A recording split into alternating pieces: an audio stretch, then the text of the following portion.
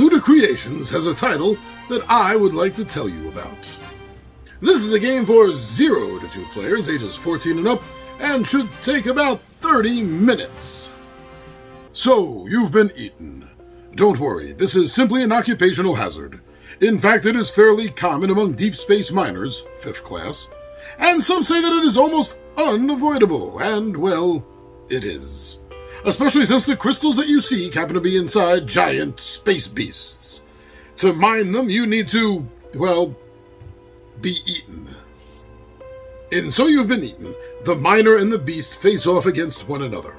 The miner earns points by collecting crystals, and the beast earns points by developing immune responses and its bacterial attack against the miner.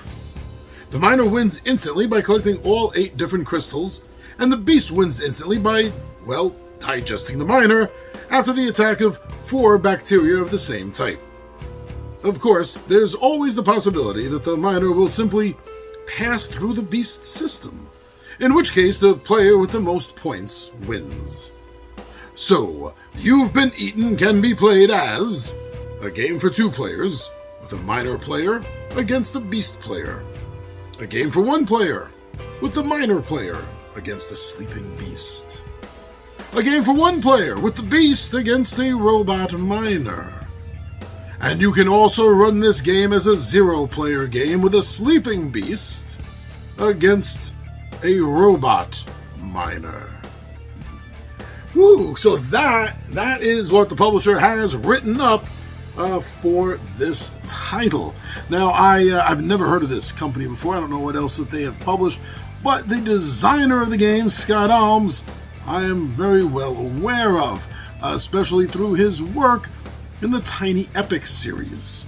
And now he's sort of continued his love for games that you can play by yourself. I say that because every copy of Tiny Epic games, I think they're all can be soloed, even if they need the expansion.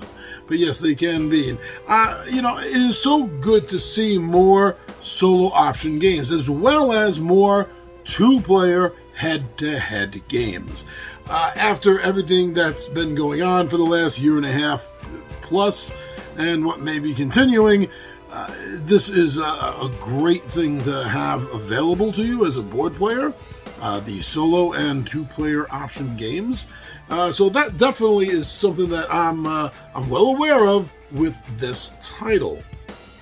Now, the idea that it can be played by 0 players, by having the AI for each side just run against itself, is borderline genius, I think.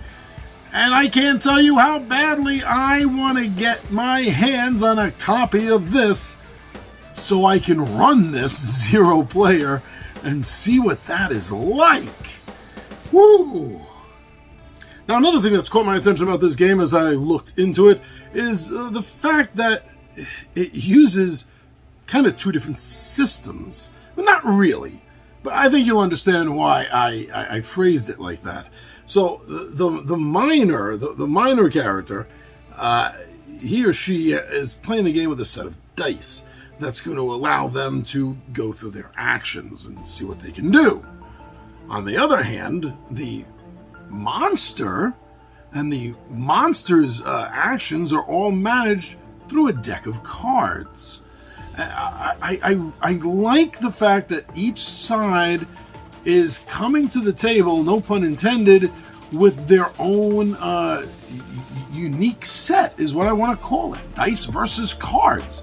There's not a lot of games. Actually, off the top of my head right now filming this, I have to say I don't know of any other game that specifically right down the center cuts a line and divides the game, making it a dice game versus a card game in a sense. That's really got my attention here, and I gotta check this out. I enjoy the fact that also what I've heard about this, everyone is saying that it's an easy game to learn, that the rules are not in-depth, they're not overly complicated, and they're also very easy to teach someone, which makes setting up a 2-player game that much easier and more fun. I think that's for sure. Now, I'm also thinking to myself, as I just mentioned, I mean, this is using both cards and dice, depending on which side you're fighting on, so to speak, the miners or the beast's autoimmune system, which is also by itself, wow, a game where this is like Fantastic Voyage, where you're a game where you're playing an actual person, going inside a living creature and having to fight off the immune system. This is just absolutely great. But between the fact that the immune system uses cards and the miner uses dice, I think that is really going to add on. I don't know, we'll have to play through it a bunch of times and see, but that sounds to me like something that could possibly help ramp up replayability.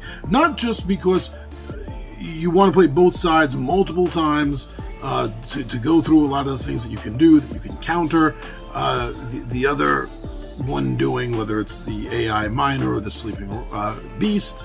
It just seems like it's gonna really just pull the game together to make it something that is gonna have a decent amount of replayability. And I'm very interested to find out if that's gonna end up being true or not.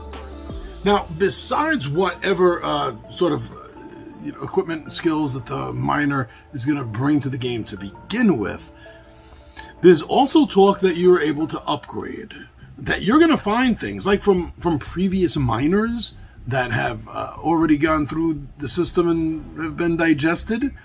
You're going to find gear, equipment, things from them that's left over, and you're going to be able to upgrade. And apparently with some of the wording, it makes me think that not only is there upgrading, but there's also, or the upgrading is a form of combining equipment. Like you can do in a lot of video games. We have two different pieces and you can combine them together to make something new or to add a bonus on to something else. That seems to be the way some of the wordage I've seen about this. I don't know if that's the way it is, but that's the way it sounds thus far to me. And I think that sounds incredibly fun.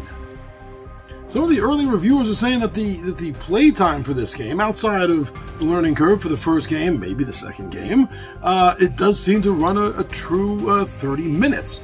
That's great.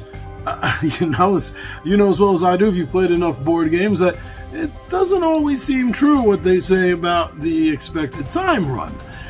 But this is getting some good reviews about that. That apparently it's rather accurate. So that would make this a really fun filler game if it's going to be running that short of a time, and apparently is easy to learn, fast to teach and set up and get started. Yeah, this does sound like a really fun sci-fi filler game that also seems to capture or try to capture. And Scott Arms has done this before. Trying to capture the arcade feel of some of the 90s video games, sci-fi, spaceship video games. And this, in a sense, has that crawling screen motion to how you're going through the intestinal tract, which seems really fun. Because reminiscently fun to me anyway, personally, since I lived through those days and spent God knows how many quarters on those video games. So that's nice. And I've been seeing a little bit more of that over the past couple of years, a little bit more games with an homage or a tip of the hat to the early arcade games. So that's another reason that this is on my radar, because those games in those days always were on my radar as well. So in my opinion here, take this information, and if any of it sounds interesting to you, please look up some more on Ludicreations' title, So You've Been Eaten. Because if you're looking for a quick, fast sci-fi game, 2 players, think about it before game day, the first person that shows up on game day, boom, throw that down and get the game out and done before everyone else from the group shows up. And you're already there mentally, mentally you're already in game day. Everyone else is just getting there to start it. But please, go look up some more information for yourself. If anything that I've informed you on sounds interesting.